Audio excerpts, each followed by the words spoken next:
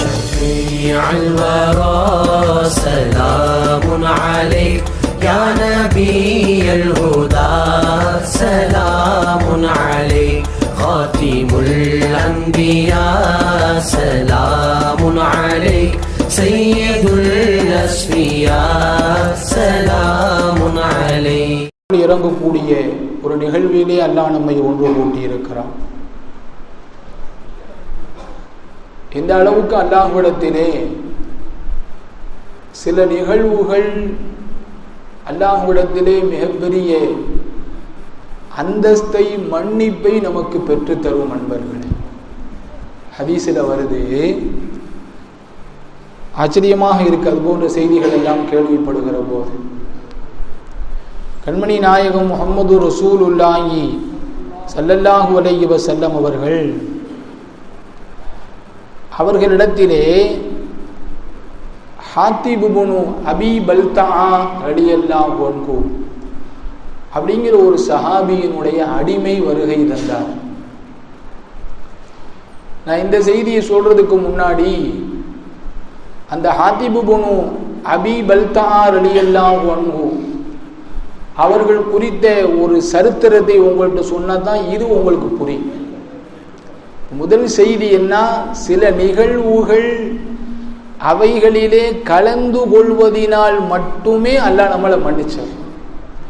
இப்ப நீங்க இங்க பயான் கேட்கணுன்றலாம் அவசியம் இல்லை. கேட்டா உங்களுடைய ஈமான் அதிகமாகும், உங்களுடைய நபியினுடைய காதல் அதிகமாகும். இப்ப நீங்க உள்ள வந்தீங்கல்ல, இப்பவே உங்களை அல்லாஹ் மன்னிச்சுட்டு. குர்ஆன் ஹதீஸின் படி யாரெல்லாம் இப்போது முஹம்மது ரசூலுல்லாஹுடைய இந்த மீலாது கொண்டாட்டத்திற்காக வேண்டி உள்ளே வந்தீர்களோ, நம்ம எங்க வந்தோமோல அல்லாஹ் நம்மளை கூட்டிட்டு வந்தான். நாம் தான் வந்தோம் என்று இருந்தால் யாருக்கெல்லாம் அழைப்பு சென்றதோ அவர்களெல்லாம் வந்திருக்க வேண்டும். அதான உண்மை. வாட்ஸ்அப்பில் அழைப்பு அனுப்பப்பட்டுச்சு, ஃபோன் மூலமாக சொல்லப்பட்டுச்சு. நம்முடைய கணியத்திற்குரிய இக்பாலன் நேரடியாக போய் சில இடங்களில் போய் சொன்னாங்க. அப்படி இருந்து எல்லோரும் வருகை தந்தோமா என்றால் இல்லை. அப்ப நல்லா விளங்குது, பெருமானாருடைய இந்த மீலாது பெருவிழாவுக்கு அல்லாஹ் நம்மளை கூட்டிட்டு வந்திருக்கோம். இப்ப நீங்க உள்ள வந்துட்டீங்கல்ல, வந்ததே உங்களுக்கு மன்னிப்பு கிடைச்சி போச்சு. இந்த ஹாத்திப் இப்னு அபீ பல்தா ரலியல்லாஹு அன்ஹு அப்படிங்கிற இந்த சஹாபி யார் அப்படின்னா, மதீனாவுல ரசூலுல்லாஹி ஸல்லல்லாஹு அலைஹி வஸல்லம் அவர்கள் இருக்கிறார்கள் சஹாபாக்களோடு.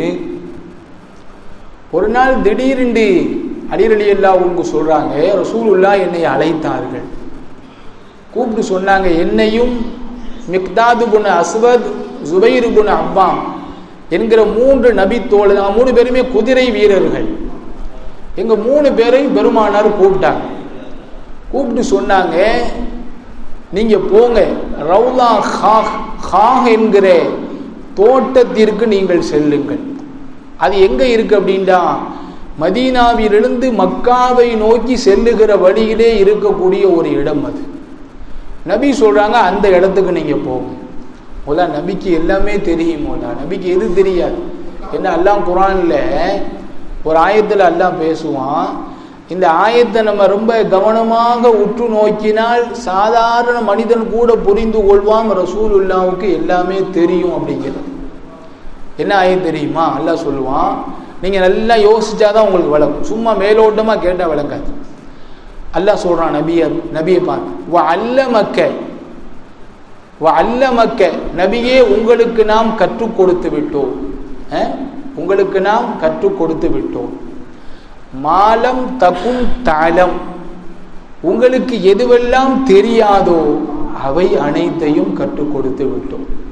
இது குர்ஆன் திருவசனம், யாரும் மறுக்க முடியாது. சரி, எப்படி அல்லாஹ் சொல்றான்? எதுவெல்லாம் உங்களுக்கு தெரியாதோ அவைகளை எல்லாம் உங்களுக்கு நாம் கற்றுக் கொடுத்து விட்டோம். நபிக்கு என்ன தெரியும்? நபிக்கு என்ன தெரியும்? நபிக்கு ஒண்ணுமே தெரியாது. நபிக்கு என்ன தெரியாது? போல எதுவுமே தெரியாது. என்ன, நபி மஹ்லூக், அல்லாஹ் காலிக்.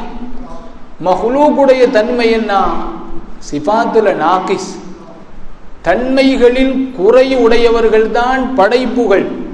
நீங்க கவனமா கேட்டீங்கன்னா உங்களுக்கு இன்பமா இருக்கும். உங்களுக்கு பெருமானார் இப்படிப்பட்டவங்களாண்டு ஜோஷ் ஆயிருவீங்க. இந்த பெருமானார் மீதா நம்ம வீட்டுல இன்னும் மௌலது ஓதாம இருக்கோண்டு கை சேதப்படுவீங்க. நீ நல்லா கவனமா கேளு. அல்லாஹ் சொல்றான், அல்லமக்க மாலம் தொக்கும் தாளம், நீங்கள் அறியாத அனைத்தையும் உங்களுக்கு நான் கற்றுக் கொடுத்து விட்டேன். நபிக்கு என்ன தெரியும்? நபிக்கு எதுவுமே தெரியாது. இப்ப நபிக்கு எதுவுமே தெரியாது என்றால் அல்லாஹ் சொல்லுகிறான், நீங்கள் தெரியாத அனைத்தையும் கற்றுக் கொடுத்தேன் என்கிறான். அப்போது இப்போது நபிக்கு எல்லாமும் தெரியும். அல்லாஹ் விளங்குதா மோலா? இல்ல ஒரு மாதிரி குழப்புற மாதிரி இருக்கா? யாருக்கெல்லாம் விளங்குச்சு கையை தூக்குங்களேன். அல்ஹம்துலில்லாஹ். பாதி பேர் விளங்கி இருக்கும், இதனால கையை தூக்க யோசிக்கிறீங்க. அப்படியா? சாருக்கு புரிகிறையா? அப்புறம் கேட்டுக்கோங்க. அல்லாஹ் சொல்றான், அல்லமக்க மாலம் தகுன் தாளம், நபியே முஹம்மது ஸல்லல்லாஹு அலைஹி வஸல்லம் அவர்களே, நீங்கள் விளங்காத அனைத்தையும், உங்களுக்கு தெரியாத அனைத்தையும் நாம் கற்றுக் கொடுத்தோம். நபிக்கு என்ன தெரியும்? நபிக்கு எதுவுமே தெரியாது. இப்ப அல்லாஹ் சொல்றான், உங்களுக்கு தெரியாத அனைத்தையும் நான் கற்றுக் கொடுத்தேன். அப்ப என்ன விளங்குது? எல்லாத்தையும் அல்லாஹ் கற்றுக் கொடுத்துட்டான்னு அர்த்தம். அல்லாஹு அக்பர், அல்லாஹு அக்பர். அப்படிப்பட்டவர்கள் முஹம்மது ரசூலுல்லாஹி ஸல்லல்லாஹு அலைஹி வஸல்லம். அந்த ரசூலுல்லாஹ் திடீர்னு 3 பேரையும் கூப்பிடுறாங்க. அலி ரலியல்லாஹு அன்ஹு சொல்றாங்க, என்ன 3 பேரையும் கூப்பிட்டாங்க. கூப்பிட்டு நேர இங்க போங்க, இந்த இடத்துக்கு போங்க. அங்க ஒரு பொம்பளை ஒட்டகத்தினுடைய பல்லக்கில் உட்கார்ந்து போய்கிட்டு இருக்கிறான். அவளை நிப்பாட்டுங்க. நிப்பாட்டி அவள்கிட்ட ஒரு கடிதம் இருக்கு, புடுங்கிட்டு வாங்க. அங்க 3 பேரும் வேகமா போறோம். போனா அதே மாதிரி நபி எங்க சொன்னார்களோ அதே இடத்துல அந்த பெண்மணி இருந்தாள். அவள்கிட்ட போய் கேட்டோம், உன்ட்ட ஒரு லெட்டர் இருக்காமே கொடு. அந்த பொம்பளை சொன்னிச்சு, அதெல்லாம் கிடையாது, என்கிட்ட ஒரு லெட்டரும் கிடையாது. அலி ரலியல்லாஹு அன்ஹு சொன்னாங்க, தர்றியா ட்ரெஸ் எல்லாம் அவுக்கவான்னு ஒரு மிரட்டு. உடனே அந்த பொம்பளைக்கு நீளமான சடை இருந்துச்சு. அப்படியே ஹதீஸில் வருது, நீளமான சடை.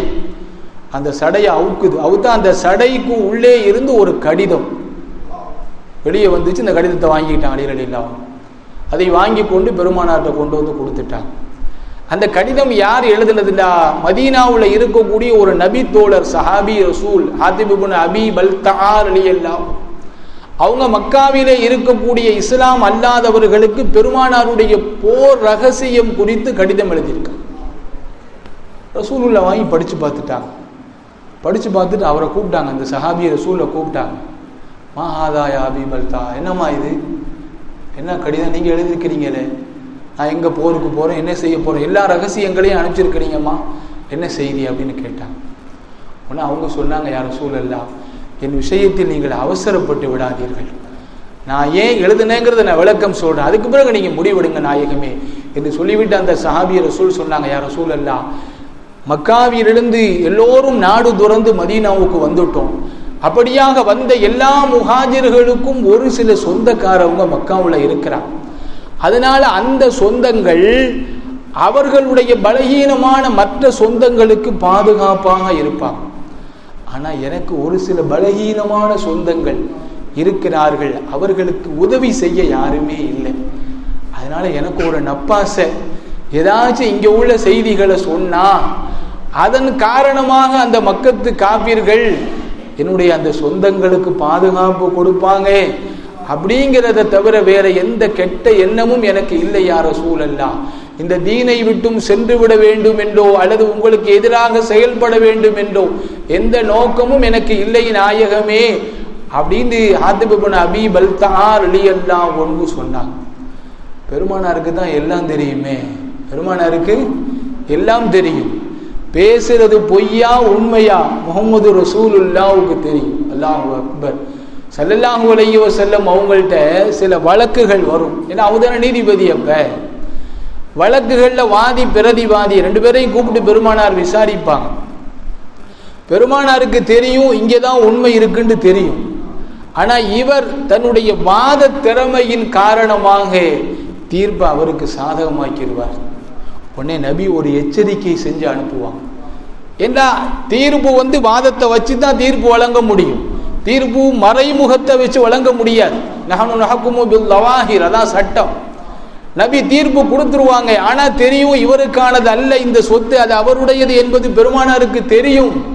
ஆனால் இவருடைய வாதம் அவருக்கு தீர்ப்பு வழங்குவார்கள் பெருமானார். வழங்கிவிட்டு பெருமானார் எச்சரிக்கை செய்வார். ஏன்? நபிக்கு எல்லாமும் தெரியும். அல்லாஹு அக்பர். அந்த சஹாபி இப்படி சொன்ன உடனே ரசூலுல்லாஹி ஸல்லல்லாஹு அலைஹி வஸல்லம் அவர்கள் சொன்னார்கள், நீ உண்மைதாமா சொல்ற அப்படின்ட்டா. ஏன்னா ஒவ்வொரு மனிதனுடைய உள்ளத்திலே என்ன இருக்கிறது அது முதற்கொண்டு முஹம்மது ரசூலுல்லாஹி ஸல்லல்லாஹு அலைஹி வஸல்லம் அவர்களுக்கு தெரியும் என்பார்கள். அதன் பிறகு அந்த சஹாபியை ரசூலுல்லாஹ் மன்னிச்சு விட்டுருவாங்க. இது நிகழ்ச்சி நடந்து முடிஞ்சிருச்சா, இப்ப நீங்க செய்திக்கு வாங்க. சில நிகழ்வுகள் அதில் கலந்து கொண்டதன் காரணமாக மட்டும் அல்லாஹ் நம்முடைய பாவங்களை இப்போதும் மன்னிப்பான், எதிர்காலத்திலும் அல்லாஹ் மன்னிப்பான். இந்த நிகழ்வு முடிஞ்சிருச்சா, முடிஞ்ச பிறகு அவருடைய அடிமை ரசூலுல்லாஹ்ட்ட வர்றார். வந்து சொல்றாரு, யா ரசூலல்லாஹ், அல்லாஹ்வினுடைய திருத்தூதர் அவர்களே, நான் என்னுடைய முதலாளி, இவர் யாருன்னா அவருடைய அடிமை, நான் நினைக்கிறேன் யா ரசூலல்லாஹ், நான் நினைக்கிறேன் லயதுகுலன்ன ஹாத்திப் அன்னார, ஹாத்திப் இப்னு அபீ பல்தா இருக்கிறார்ல, அவர் நரகத்துக்கு போயிடுவான்னு நான் நினைக்கிறேன் நாயகமே அப்படின்ட்டு அவங்களுடைய அடிமை வந்து ரசூலுல்லாஹ்ட்ட சொல்றாங்க. அப்ப ரசூலுல்லாஹ் அவர் செஞ்ச குற்றத்திற்கு ஆமாண்டு ஆமோதிச்சிருக்கணும்ல. நபி அப்படி சொல்லல. நபி என்ன தெரியுமா சொன்னாங்க, ஃபகால ரசூலுல்லாஹி ஸல்லல்லாஹு அலைஹி வஸல்லம், உடனே பெருமானார் சொன்னாங்க, கதபுத்த, நீ பொய் சொல்றப்பா, நீ பொய் சொல்ற. லா யதுகுலுஹா, அவர் ஒரு காலும் நரகத்திலே நுழைய மாட்டார். ஏன் தெரியுமா, என்ன காரணம் தெரியுமா, அவர் செஞ்சது ஒரு பெரிய ராஜ துரோகம், தேச துரோகம். மற்ற நாடுகளாக இருந்தால் தூக்கிலிடப்பட்டு இருப்பார். அவ்வளவு பெரிய ஒரு தவறை அவர் செய்திருக்கிறார். இராணுவ ரகசியங்களை மற்றவர்களுக்கு எழுதி அனுப்பி இருக்கிறார். கையும் களவுமாக பிடிக்கப்பட்டிருக்கிறார். அதன் காரணமாகத்தான் அவருடைய அடிமையே வந்து சொல்லுகிறார், யா ரசூலல்லாஹ், இவர் நரகத்துக்கு போயிடுவார். ஏன்னா அவருடைய செயல் அந்த மாதிரின்னு சொல்றார். நபி சொல்றாங்க, இல்ல நீ பொய் சொல்ற, அவர் போக மாட்டாரு அப்படின்னு சொன்னாங்க. என்ன காரணத்தை நபி சொல்லி இருப்பாங்க, நீங்க சொல்லுங்க. அவர் சொன்ன அந்த காரணம், அவர் சொன்னார்ல, இதுக்கு தான் நான் லெட்டர் அனுப்புறேன், அதுவல்ல காரணம். பிறகு எதை நபி குறிப்பிட்டார்கள் தெரியுமா, நபி சொன்னாங்க, ஃபஇன்னஹு ஷஹீத பத்ரன் வல் ஹுதைபியா, அவர் பத்ரு போரிலே கலந்து கொண்டவர், அவர் பத்ரு யுத்தத்திலே கலந்து கொண்டவர், ஹுதைபியா உடன்படிக்கையிலே கலந்து கொண்டவர். அதன் காரணமாக அல்லாஹ் அவர் செய்த அந்த ராஜ துரோகத்தை மன்னித்து விடுவான். நீ சொல்வதை போன்று அவர் நரகம் போக மாட்டார், அவர் சொர்க்கம் செல்லுவார் என்பதாக ஸல்லல்லாஹு அலைஹி வஸல்லம் அவர்கள் சொல்லக்கூடிய ஹதீஸ் முஸ்லிம் ஷரீஃபிலே சஹீஹான ஹதீஸாக பதிவு செய்யப்பட்டிருக்கிறது. நமக்கு செய்தி என்ன, சில நிகழ்வுகள் அவைகளிலே கலந்து கொண்டாலே அல்லாஹ் நம்மை மன்னிப்பான். அந்த நிகழ்வுகளில் முதல் இடத்தை பெறக்கூடிய நிகழ்வுதான் இந்த மீலாது பெருவிழா. ஏன் முதல் இடம் சொல்றேன் தெரியுமா, அல்லாட்ட முதல் இடம் முஹம்மது ரசூலுல்லாஹ்வுக்கு தான். அல்லாட்ட முதல் இடம் முஹம்மது ரசூலுல்லாஹ்வுக்கு தான். எனவே முஹம்மது ரசூலுல்லாஹ்வுடைய மீலாதி நிகழ்விலே யாரெல்லாம் கலந்து கொள்கிறார்களோ இன்ஷா அல்லாஹ் எழுதி வைத்துக் கொள்ளுங்கள், அல்லாஹ் உங்களுடைய எல்லா பாவங்களையும் மன்னித்து விடுவார். அல்லாஹு அக்பர். அடுத்து பாருங்களேன், அதே மாதிரி இன்னொரு ஹதீஸ், இதுவும் முஸ்லிம் ஷரீஃபில் பதிவாகி இருக்கு. ஹதரத் ஜாபிர் இப்னு அப்துல்லா ரலியல்லாஹு அன்ஹு அவங்க சொல்றாங்க, அக்பரத்தினி உம்மு முபஷிர், உம்மு முபஷிர் அப்படிங்கிற சஹாபியத்தான பெண்மணி என்கிட்ட ஒரு செய்தி சொன்னாங்க. அன்னஹா, அந்த உம்மு முபஷிர் ரலியல்லாஹு அன்ஹா என்கிற அந்த சஹாபியத்தான பெண்மணி சமிஅத்தின் நபிய ஸல்லல்லாஹு அலைஹி வஸல்லம் யகூலு இந்த ஹஃப்ஸா, ஹஃப்ஸா ரலியல்லாஹு அன்ஹா அவங்க யாருண்டா, சையதுனா உமரே ஃபாரூக் ரலியல்லாஹு அன்ஹு அவர்களுடைய அருமை புதல்வி, நம்ம அம்மா பெருமானாருடைய மனைவி ஹஃப்ஸா நாயகி ரலியல்லாஹு அன்ஹா. இவங்க சொல்றாங்க, ஹஃப்ஸா நாயகி ரலியல்லாஹு அன்ஹா அவங்கள்ட்ட பெருமானார் ஒரு செய்தி சொல்வதை இந்த அம்மா கேட்டாங்களாம். ஹஃப்ஸா நாயகிட்ட தன்னுடைய மனைவிட்ட பெருமானார் சொல்றாங்க. அல்லாஹு அக்பர். சஹாபியத்தான பெண்மணிகளுடைய ஈமான பாருங்க. என்ன சொன்னாங்களா ரசூலுல்லாஹ், லா யதுகுலுன் நார இன்ஷா அல்லாஹு மின் அஸ்ஹாபி ஷஜரதி அஹதுன் அல்லதீன பாயஉ தஹ்தஹா. ஹுதைபியா உடன் யாரும் பேச வேணாம், தயவு செஞ்சு யாரும் பேச வேணாம். இங்க பயான் கேளுங்க, பேசுறதா இருந்தா வெளியே போயிருங்க. கொஞ்சம் அமைதியா இருங்க, பேசாதீங்க. ரசூலுல்லாஹி ஸல்லல்லாஹு அலைஹி வஸல்லம் அவங்க ஹப்ஸா நாயகிட்ட சொல்றாங்க, ஹுதைபியா உடன்படிக்கை இருக்கல, ஹுதைபியா உடன்படிக்கையிலே கலந்து கொண்டவர்கள். ஹுதைபியா உடன்படிக்கை ஹிஜ்ரி 6ஆம் ஆண்டு 1500 சஹாபாக்கள் புடைசூழ ஸல்லல்லாஹு அலைஹி வஸல்லம் அவர்கள் மதீனாவிலிருந்து மக்காவை நோக்கி உம்ரா செய்வதற்காக வேண்டி வருவாங்க. வர்ற வழியில ஹுதைபியா என்கிற இடத்திலே அந்த மக்கத்து காபிர்களால் தடுத்து நிறுத்தப்படுவார்கள். ரசூலுல்லாஹ் அங்க இருப்பாங்க. அங்க இருக்கிற போது நாங்க மக்காவுக்குள்ள வரலாமா, உம்ரா செஞ்சுட்டு நாங்க திரும்பி போயிருவோம், நாங்க போர் செய்ய வரவில்லை, நிராயுதபாணிகளாக வந்திருக்கிறோம், உம்ரா செய்வதற்காக வேண்டி நாங்கள் வந்திருக்கிறோம், எங்களுக்கு அனுமதி தருகிறீர்களா என்று பேச்சுவார்த்தை நடத்துவதற்காக வேண்டி செய்தனா யார் அனுப்புனாங்க? ரசூலுல்லாஹ் சொல்லுங்களேன் பார்ப்போம். யார் அனுப்புனாங்க? ரசூலுல்லாஹ். உலமாக்கள் சொல்ல வேணாம். பேச்சுவார்த்தை நடத்துவதற்கு ரசூலுல்லாஹ் யார் அனுப்புனாங்க? ஜி உஸ்மான் ரலியல்லாஹு அவங்கள தான் ரசூலுல்லாஹ் பேச்சுவார்த்தை நடத்த உள்ள அனுப்புனாங்க, மக்காவுக்கு போனாங்க. ஆனா அங்க போன பிறகு ஒரு செய்தி பெருமானாருக்கு வந்துச்சு, மக்கத்து மக்கள் எல்லாம் நம்மகிட்ட போர் செய்ய வர்றாங்க அப்படின்னு சொல்லி. உடனே பெருமானார் சஹாபாக்களை எல்லாம் அழைத்து ஒரு உடன்படிக்கை செய்தார்கள். 2 விதமாக செய்தி வந்துச்சு, அப்படியே வருது விளக்கம். ஒன்று, மக்கத்து மக்கள் நம்மிடத்திலே போர் செய்வதற்கு வருகிறார்கள் அப்படிங்கிற ஒரு செய்தி.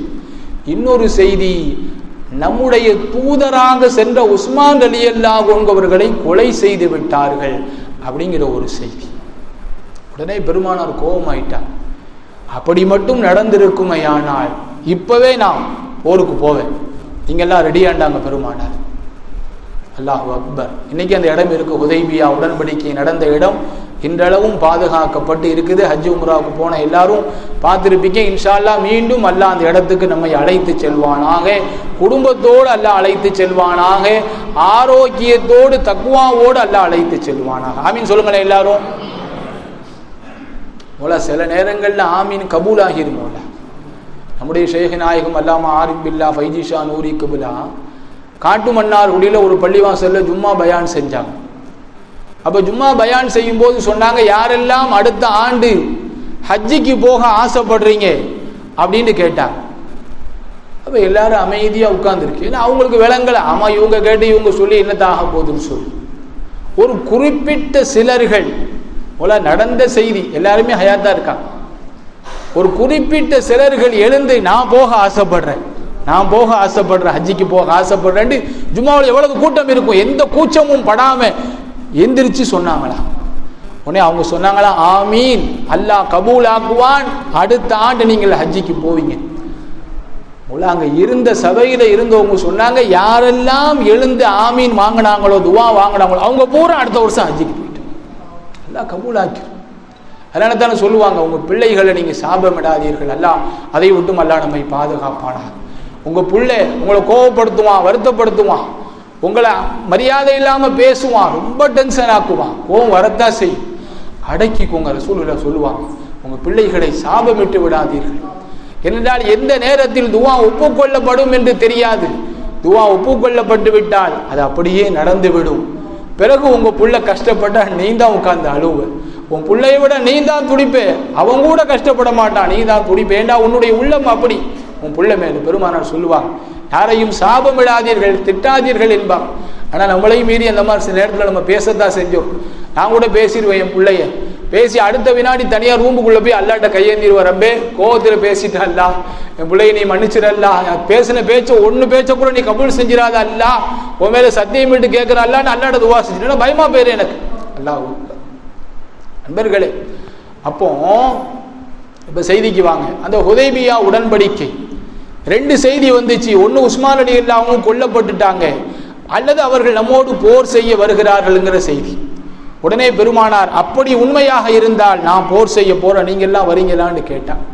உடனே எல்லா சஹாபாக்களும், அங்க ஒரு மரம் இருந்துச்சு, இப்ப அந்த மரம் இல்லை, அந்த மரத்திற்கு கீழால் அமர்ந்து ரசூலுல்லாஹி ஸல்லல்லாஹு அலைஹி வஸல்லம் அவர்களிடத்திலே பைஅத் உடன்படிக்கை செய்தார்கள். பெருமானாருடைய திருக்கரம் பெருமானாருடைய வலது கையின் மீது அவரவர் ஒவ்வொரு சஹாபியும் தங்களுடைய கையை வைத்து யா ரசூலல்லாஹ் உங்களோடு போர் செய்ய நாங்கள் தயார் என்று பையத் செஞ்சாங்க. அல்லாஹ் அந்த பையத்து குறித்து அந்த உடன்படிக்கை குறித்து அல்லாஹ் குர்ஆன்லயே பேசுறான். இன்னல்லதீன யுபாயிஊனக இன்னமா யுபாயிஊன். அல்லாஹ் மூலா இங்க ஒரு ஆன்மீகமான செய்தி அல்லாஹ் பேசுவான். விளங்குனவங்க விளங்கி வச்சுக்கோங்க, விளங்கலன்னா நீங்க விட்டுருங்க. நான் சொல்ல வேண்டிய கடமை சொல்லிடுறேன். ஏன்னா அடுத்த மீலாதுக்கு நான் இருப்பானா நீங்க இருப்பீங்களா தெரியாது. அதனால சொல்ல வேண்டியது நான் சொல்லிடுறேன். விளங்குறவங்க விளங்கும். இது சூரத்துல் ஃபத்ஹ் 26வது ஜுஸுல வரக்கூடிய சூராவினுடைய முதல் ஒரு சில ஆயத்துகள். பையத்து யார், உடன்படிக்கை யார் செய்யறா? ரசூலுல்லாஹ் செய்யறான். ரசூலுல்லாஹ்ட்ட யார் பையத் செய்யறா? சஹாபாக்கள் செய்யறான். யார் கை மேலே எதுல்லாஹி ரசூல் சஹாபியுடைய கை இப்படி வைப்பாங்க. மோலா ஒரு சஹாபி தன்னுடைய வலது கரத்தை இப்படி நீட்டுவார்கள். ரசூலுல்லாஹ் அவர்களுடைய பரிசுத்த திருக்கரத்தை அவர்களுடைய கரத்திற்கு மேலால் வைப்பாங்க. ஏன்னா நபியுடைய கை கீழே அவங்க கை மேலே போகக்கூடாது. அது பேஅதபு. நபியுடைய அதபு ரொம்ப கண்காணிக்கணும். மோலா அல்லாஹு அக்பர் அல்லாஹு அக்பர். அதனால தான் அல்லாஹ் குர்ஆன்ல ஆயத் இறக்கிட்டான். யா அய்யுஹ சூரா ஹுஜராத் ஆரம்ப ஆயத் யா அய்யுஹல்லதீன ஆமனு லா தர்ஃபஉ அஸ்வாதக்கும் ஃபௌக சௌத்தின் நபி. நபியுடைய சவுண்டு எவ்வளவு இருக்கோ அந்த வால்யூமுக்கு கீழே தான் நீ பேசணும். ரசூலுல்லாஹ்ட்ட போய் பேசணும். அல்லாஹு அக்பர். மொல சண்டையெல்லாம் போடுறதை பத்தி அல்லாஹ் சொல்லலை. சாதாரணமா நீங்க ரசூலுல்லாஹ்ட்ட போய் பேசும்போது எப்படி பேசணுமா அல்லாஹ் குர்ஆன்லயே பதிவு செஞ்சிருக்கான். இந்த ஆயத்தை லா தர்ஃபஉ அஸ்வாத்தக்கும், உங்களுடைய சப்தங்கள் உயரக்கூடாது. ஃபௌக சௌத்தின் நபி, நபியுடைய சப்தம் 5 பாயிண்ட்னா உங்க சப்தம் 4 பாயிண்ட் தான் இருக்கும். 6 போயிருச்சு 5.5 போயிருச்சு முடிஞ்சு போச்சு. என்ன தண்டனை தெரியுமா? கேட்டா நீங்க ஆச்சரியப்படுவீங்க. குர்ஆன் ஆயத் இதுவும் 26வது ஜுஸு தான். சூரத்துல் ஃபத்ஹுக்கு அடுத்த சூரா முதல் வசனம். என்ன தண்டனை தெரியுமா அதுக்கு? எதுக்கு மோலா? ரசூலுல்லாஹ்வுடைய சத்தத்தை விட சத்தத்தை சண்டை கண்டையெல்லாம் போடல. நபியுடைய கருத்துக்கு மாற்று கருத்து நீங்க சொல்லல. அதை பத்தி இங்க பேச்சே இல்லை. நபியுடைய சவுண்டை விட உங்க சவுண்டு கூட இருக்கக்கூடாது. அப்படி பேசிட்டா என்ன தண்டனையா? அல்லாஹ் சொல்றான். யா அய்யுஹல்லதீன ஆமனு லா தர்ஃபஉ அஸ்வாதக்கும் ஃபௌக சௌத்தின் நபியி வலா தஜ்ஹரு லஹு பில் கௌல் கஜஹரி பாதிக்கும் லிபாதின். உங்களில் ஒருவருக்கொருவர் பேசிக் கொள்வதை போன்று அங்க போய் பேசக்கூடாது. அந்த இடமே வேற, அந்த மக்காமே வேறு. சரி, அப்படி பேசிட்டா என்ன? அல்லாஹ் சொல்றான், அன் தஹபத அமாலுக்கும் வ அன்தும் லா தஷ்ஊரூன். நீங்கள் இதுவரை வாழ்நாளிலே செய்த எல்லா நல்ல அமல்களையும் அழித்து விடுவேன். அரே என்ன விளங்குன நபி? நபிட்ட நீங்க சண்டை போடல, நபியுடைய கருத்துக்கு மாற்று கருத்து சொல்லல, நபியுடைய குரலை விட உங்களுடைய குரலை உயர்த்தியதற்கு தண்டனை அன் தஹபத அமாலுக்கும் வ அன்தும் லா தஷ்ஊரூன். நீங்கள் அறிந்திடாத வகையில் உங்களுடைய எல்லா அமல்களையும் அழித்து விடுவேன். அப்படின்னா என்ன? அறியாத வகையில் என்ன? நீங்க நினைச்சுக்கிட்டு போவீங்க மறுமையில நிறைய அமல் இருக்கு நம்மகிட்ட. நீங்க நபிக்கு முன்னால குரலை உயர்த்தி பேசியதால உங்க சீட்டு பூரா எம்டியா இருக்கும், ஒண்ணுமே இருக்காது. உங்களுக்கே தெரியாது, எல்லா அமலையும் அழிச்சு. ஒட்டுமொத்த 30 ஜுஸு குர்ஆன்ல மூலா 2 விஷயத்திற்காக வேண்டி மட்டும்தான் அல்லாஹ் நீங்கள் வாழ்நாள் முழுவதும் செய்த அமலை அழிப்பேன்னு சொல்றான். 2 விஷயத்துக்கு தான். வாழ்நாள் எல்லாம் நீங்கள் செய்த ஹஜ்ஜாக இருக்கட்டும், உம்ராவாக இருக்கட்டும், நோம்பாக இருக்கட்டும், தொழுகையாக இருக்கட்டும், தான தர்மமாக இருக்கட்டும், எந்த அமலாக இருந்தாலும் சரிதான், உங்களுடைய 100% அமலை அழித்து விடுவேன் என்று அல்லாஹ் 2க்குத்தான் சொன்னான். முதல் விஷயம் பெருமானாருடைய விஷயம். நபிட்ட போய் நீ குரலை உயர்த்திட்டீன்னா உன் அமல் பெய்யும். 2வது விஷயம் என்ன தெரியுமா? அல்லாஹு அக்பர். ஒரு முஸ்லிமான மனிதன் இஸ்லாம் அல்லாத சகோதர சமயத்தவர்கள் வணங்கக்கூடிய தெய்வங்களை தன்னுடைய தெய்வமாக ஏற்றுக்கொண்டு வணக்கம் செய்தால் அதே வினாடி எல்லா அமலும் அழிஞ்சு. அது எவ்வளவு பெரிய செயல் அது! அந்த செயலுக்கு உங்களுடைய அமல்களை எல்லாம் அழிப்பேன் என்று சொன்ன அல்லாஹ் ஏன் முஹம்மது ரசூலுல்லாவுக்கு முன்னால போய் நீ பே அதபா நடந்தீங்கன்னா அதே சட்டம் தான் இருக்கு. அல்லாஹ் இப்ப இங்க வாங்க, ஹுதைபியா உடன்படிக்கை. ரசூலுல்லாஹி ஸல்லல்லாஹு அலைஹி வஸல்லம் அவர்கள் ஒவ்வொரு சஹாபியும் போய் ரசூலுல்லாஹ்ட்ட போய் தன்னுடைய வலது கரத்தை நீட்டுவார்கள். ரசூலுல்லாஹ் அவங்களுடைய கையை அந்த சஹாபியினுடைய கைக்கு மேல வைப்பாங்க. இங்க வீட்டுல போய் எடுத்து பாருங்க, தமிழ் மொழிபெயர்ப்பை எடுத்து படிச்சு பாருங்க. 26வது ஜுஸு சூரத்துல் ஃபத்ஹ், வெற்றின்னு அர்த்தம். அந்த சூறாவுக்கு பேர் வெற்றி அப்படின்னு மனப்பாடம் பண்ணி வச்சுக்கோ. சஹாபி கீழே கையை வைப்பாங்க, ரசூலுல்லாஹ் அதுக்கு மேல கையை வைப்பாங்க. அல்லாஹ் இந்த நிகழ்வு குறித்து திருமறை வசனத்தை இறக்குகிறான். இன்னல்லதீன யுபாயிஊனக, நபியே உங்களிடத்திலே உடன்படிக்கை செய்தார்களே, இன்னமா யுபாயிஊ, அவர்கள் உடன்படிக்கை செய்ததெல்லாம் அல்லாஹ்விடத்திலே செய்தார். அப்ப என்ன நீங்க விளங்கிக்கோங்க, நான் உடைச்சு பேச முடியாது. அடுத்து அல்லாஹ் இன்னும் தெளிவுபடுத்துகிறான். யதுல்லாஹி ஃபௌக ஐதீஹிம், ஒவ்வொரு சஹாபியினுடைய கைக்கு மேல யார் கை மௌலா இருந்துச்சு? யார் கை மௌலா இருந்துச்சு? ரசூலுல்லாஹ்வுடைய கை. எடுத்து பாருங்க குர்ஆனை, நான் பொய் சொல்லல, தமிழ் மொழிபெயர்ப்பு. அல்லாஹ் சொல்றான் யதுல்லாஹி ஃபௌக ஐதீஹிம், அவர்களுடைய கரத்திற்கு மேலால் அல்லாஹ்வுடைய கை இருந்ததுங்க. விளங்க வேண்டிய விஷயம் நிறைய இருக்குங்கள. நபியை பத்தி ரொம்ப விளங்கணும். நம்ம விளங்காததுனால தான் இன்னைக்கு ஏமாந்து போயிட்டு. எதுல்லாஹிங்கிறான் தெல்ல தெளிவாக, அல்லாஹுடைய கை அது இருந்தது முஹம்மது ரசூலுல்லாஹ்வுடைய கைதானங்க. ஏன் அல்லாஹ் அப்படி சொல்றான் அப்படின்டா என்ன விளங்கணும். எதுல்லாஹி ஃபௌக ஐதீஹிம், அவர்களுடைய கரங்களுக்கு மேலால் அல்லாஹுடைய கை இருந்தது. இந்த மாதிரி உடன்படிக்கை நடந்துச்சு. இதுல கலந்து கொண்ட சஹாபாக்கள் குறித்து கண்மணி ஸல்லல்லாஹு அலைஹி வஸல்லம் தங்களுடைய அன்பு மனைவி உமர் ரலியல்லாஹுடைய மகள், நம்முடைய தாய் அன்னை ஹப்ஸா நாயகி ரலியல்லாஹு அன்ஹா அவங்கள்ட்ட சொல்றாங்க, பெருமானார் இன்ஷா அல்லாஹ், அல்லாஹ் நாடுவானையானால் லா ததுகுலுன் நார இன்ஷா அல்லாஹு மின் அஸ்ஹாபி ஷஜரத்தி அஹதுன் அல்லதீன பாயஉ தஹ்தஹா, அந்த மரத்திற்கு கீழால் உடன்படிக்கை செய்து கொண்டார்களே அவர்களில் ஒருவர் கூட நரகம் போக மாட்டார் அப்படின்னு பெருமானார் சொல்றாங்க. அல்லாஹு அக்பர். பையத்துடைய உயர்வு மூலம் பெருமானாரிடத்திலே யாரெல்லாம் பையத்து செய்தார்களோ அவர்களில் ஒருவர் கூட, அஹதுண்டே வருது இபாதத், முஸ்லிம் ஷரீஃபுடைய இபாதத், அவர்களில் ஒருவர் கூட நரகம் போக மாட்டார் அப்படின்னு தன்னுடைய அன்பு மனைவி ஹப்ஸா நாயகிட்ட சொல்றாங்க. உன்னே காலத்து ஹப்ஸா நாயகி ரலியல்லாஹு அன்ஹா சொன்னாங்க, பலா அதெல்லாம் இல்லை நாயகமே அப்படின்னு மறுத்தாங்க. உன்னை பெருமானார் அவங்கள மிரட்டினாங்க. என்ன ஹப்ஸா நீ அப்படி சொல்ற? நான் சொல்றேன் நீ இல்லைங்கிற அப்படின்னு பெருமானார் தன்னுடைய மனைவியை கண்டித்தார்கள். அப்படியே வருது ஹதீஸில். காலத்து அவங்க சொன்னாங்க, பலா யா ரசூலல்லாஹ், அப்படியெல்லாம் இல்லை என்றார்கள். ஃபந்தஹரஹா, உடனே பெருமானார் தன்னுடைய மனைவியை கண்டிச்சான். ஏன் அப்படி சொல்ற இல்லைண்டு, என்ன காரணம் அப்படின்ட்டான். ஹப்ஸா நாயகி வந்து இல்லைன்னு சொன்னது அது ஒரு பெரிய சூட்சம், அது ஒரு அழகான செய்தி. ரசூலுல்லாஹ்வுடைய மனைவி எப்படி இருப்பாங்க? அவங்க எதிர்கருத்து சொல்லவில்லை, அவங்க அடுத்து விளக்கம் சொல்றாங்க பாருங்க. ரசூலுல்லாஹ் கண்டிச்ச உடனே ஏன் அப்படி சொல்ற ஹப்ஸா அப்படின்னு கேட்ட உடனே அந்த தாய் சொன்னார்கள், அல்லாஹ் தானே சொல்றான். இப்ப காலத்தை ஹப்ஸா நாயகி சொன்னாங்க, அல்லாஹ் குர்ஆனில சொல்றான்ல யா ரசூலல்லாஹ், வ இம் மின்கும் இல்லா வாரிதுஹா கான அலா ரப்பிக ஹத்மம் மக்தியா, உலகத்தில் யாரெல்லாம் மனிதர்களாக படைக்கப்பட்டார்களோ அவர்கள் எல்லோரும், அவர்கள் முஸ்லீமாக இருக்கட்டும், முஸ்லீம் அல்லாதவர்களாக இருக்கட்டும், நபிமார்களாக இருக்கட்டும், அவுலியாக்களாக இருக்கட்டும், வஹீதீன்களாக முத்தகீன்களாக இருக்கட்டும், யாராக இருந்தாலும் சரிதான், எல்லோரும் நரகத்திற்கு மேலால் சிராத்துல் முஸ்தகீம் பாலம் இருக்கும். அந்த பாலத்தை கடந்துதான் ஆக வேண்டும். அது நரகத்துக்கு மேல போற மாதிரி தானே, அதனால நான் அப்படி சொன்ன நாயகமே அப்படின்னு ஹப்ஸா நாயகி விளக்கம் கொடுக்கிறாங்க.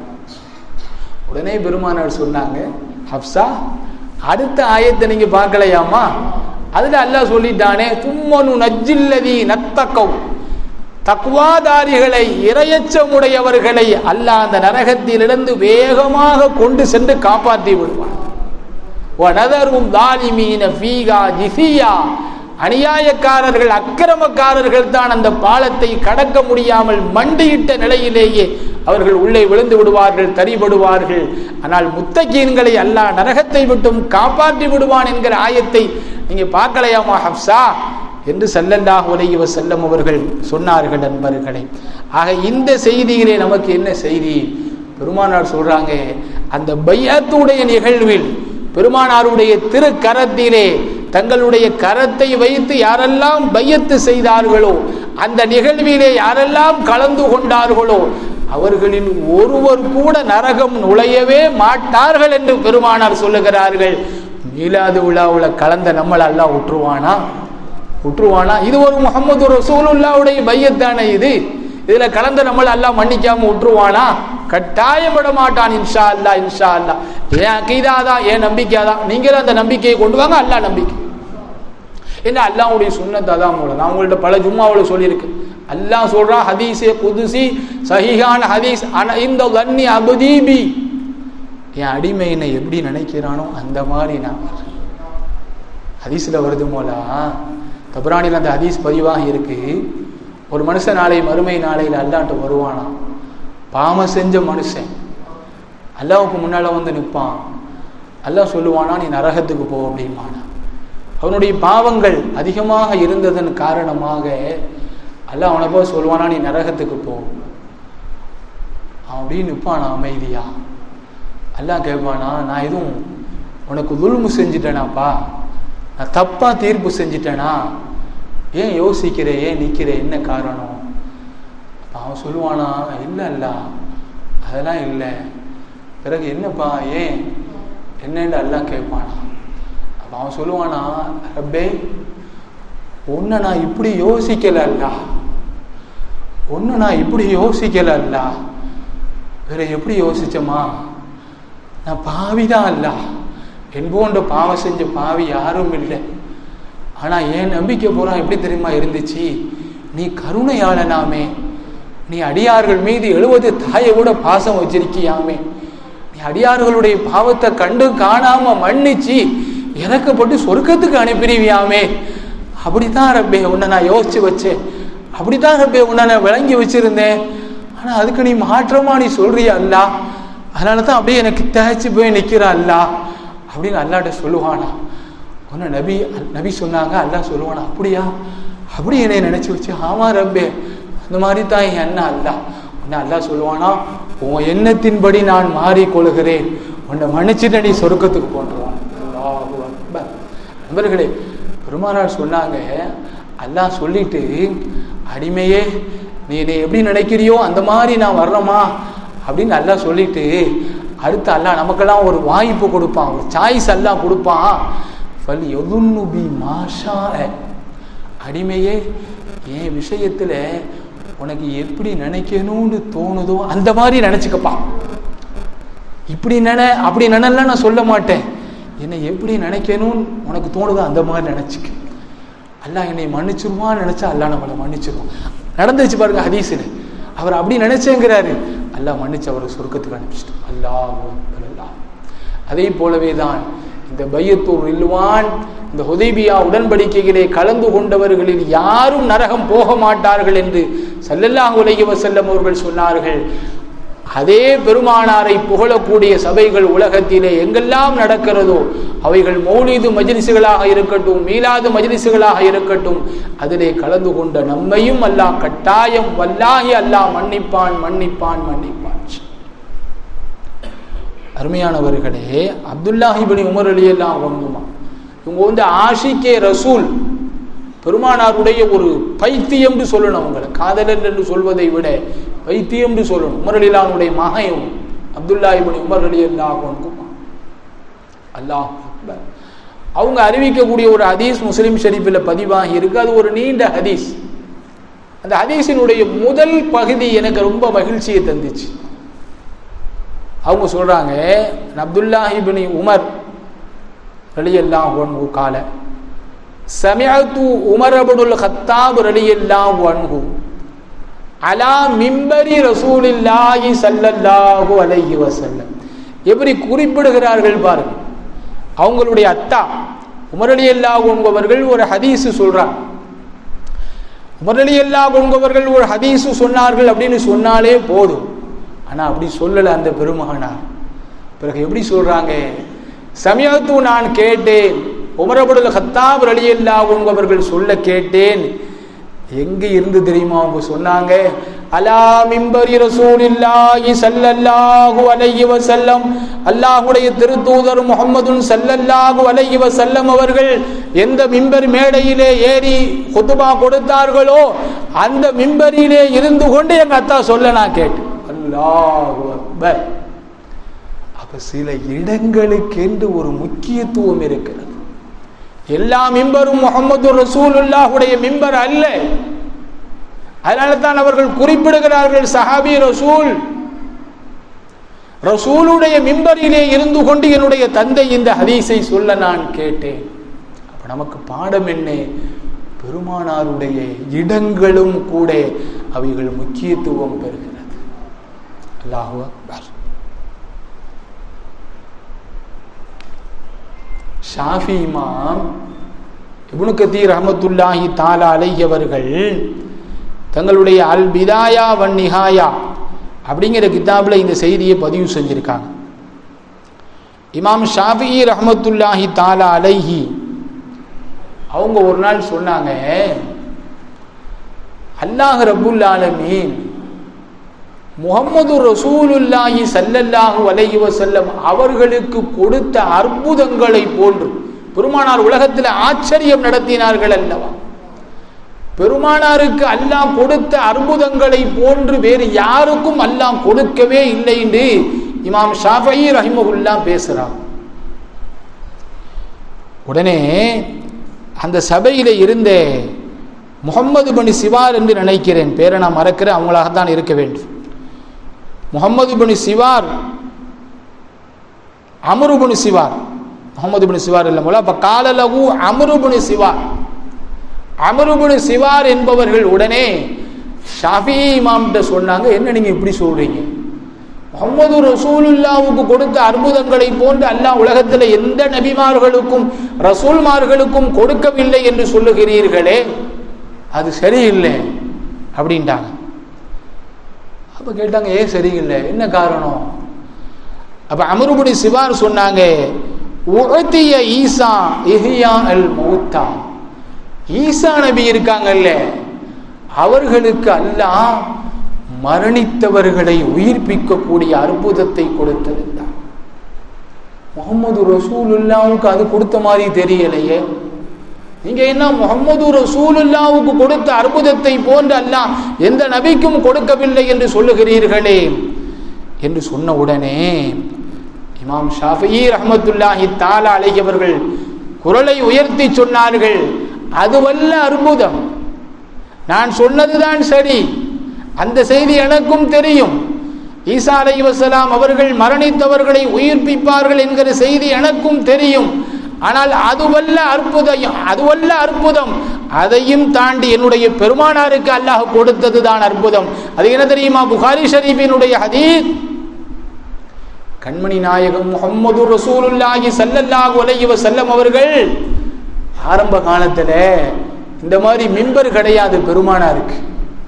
ஒரு உயரமான ஒரு கட்டை, ஸல்லல்லாஹு அலைஹி வஸல்லம் அவர்கள் அந்த கட்டையின் மீது சாய்ந்து நின்று கொண்டு பயான் சொல்லுவார்கள் சஹாபிகளுக்கு. சில காலங்களுக்கு பிறகு ஒரு மிம்பர் மேடை செய்து கொண்டு வரப்பட்டது, கொண்டு வந்து போட்டாச்சு. ஒரு ஜும்மாவுடைய நாள், புதிதாக மிம்பர் செய்து கொண்டு வந்து போடப்பட்டு விட்டது. ஸல்லல்லாஹு அலைஹி வஸல்லம் அவர்கள் தனக்கென்று புதிதாக செய்யப்பட்ட அந்த மிம்பரிலே ஏறி நின்று குத்பா கொடுத்து கொண்டிருக்கிறார்கள், பயான் செய்து கொண்டிருக்கிறார்கள். அந்த ஹதீஸை அறிவிக்கக்கூடிய சஹாபி சொல்லுவார்கள், நாங்கள் திடீரென்று எல்லோரும் கேட்டோம், ஒரு முனகல் அழுகை சத்தத்தை கேட்டோம், அழுகை சத்தத்தை கேட்டோம். சஹாபாக்கள் எல்லாம் அங்கும் இங்கும் திரும்பி பார்க்கிறோம், எங்கிருந்து அழுகை சத்தம் வருகிறது? எந்த குழந்தையும் அங்கு இல்லை. ஆனால் கூர்ந்து கவனிக்கிறோம், எந்த கட்டைக்கு அருகாமையிலே பெருமானார் ஸல்லல்லாஹு அலைஹி வஸல்லம் அவர்கள் தங்களுடைய பரிசுத்த திருவுடலுடைய ஸ்பரிசத்தை கொடுத்தார்களோ அந்த கட்டை உயிர் விட்டது, அது அழுக ஆரம்பிச்சிருச்சு.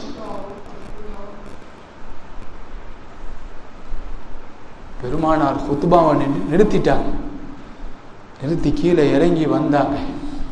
வந்து அந்த கட்டையை கட்டி அணைத்தார்கள் பெருமானார். ஒரு குழந்தையை தாய் விம்மி விம்மி அழக்கூடிய குழந்தையை தாய் அழைப்பதை போன்று பெருமானார் அழைத்தார்கள். ஹதீஸ்ல வருது, அந்த அழுகை கொஞ்சம் கொஞ்சமாக எப்படி தாய் மார்போடு அணைத்த உடனே அந்த விசும்பலுடைய சப்தம் கொஞ்சம் கொஞ்சமாக குறையுமோ அதை போன்று அந்த கட்டையினுடைய அழுகையினுடைய சப்தம் குறைந்தது. சொல்லிட்டு இமாம் ஷாஃபிஈ ரஹிமஹுல்லா சொன்னாங்க, ஹஜ்ரத் ஈசா மனிதர்களை தான் உயிர்ப்பித்தார், முஹம்மது ரசூலுல்லாஹ் கட்டையை உயிர்ப்பித்தார்கள். இப்ப சொல்லுங்க, ரசூலுல்லாஹ்வுக்கு அல்லாஹ் கொடுத்த அற்புதம் பெரியதா, மற்றவர்களுக்கு அல்லாஹ் கொடுத்த அற்புதம் பெரியதா? ஒரு கவிஞர் படிப்பார், மரக்கட்டை ஏங்கியதே அதன் ஏக்கம் அதை தீர்த்தீரே. ஒரு சஹாபி ரசூல், ஒரு கவிஞர் படிக்கிறார், மரக்கட்டை ஏங்கியதே யா ரசூலல்லாஹ், அது அழுதுச்சு நாயகமே. உடனே அது அருகாமையில போய் அதை கட்டி அணைச்சி அதற்கு ஆறுதல் சொல்லி அதை ஆசுவாசப்படுத்தினீங்க நாயகமே. உங்களுடைய உம்மத்து நான் ஏங்குற நாயகமே, எனக்கு ஆறுதல் தாருங்கள் நாயகமே என்று ஒரு கவிஞர் படிப்பார். அல்லாஹு அக்பர். அருமையானவர்களே, ஸல்லல்லாஹு அலைஹி வஸல்லம் அவர்கள் இந்த உலகத்திற்கு திடீரென்று வந்தவர்கள் அல்ல. பெருமானாருடைய வருகை உங்களுக்கு தெரியுமா?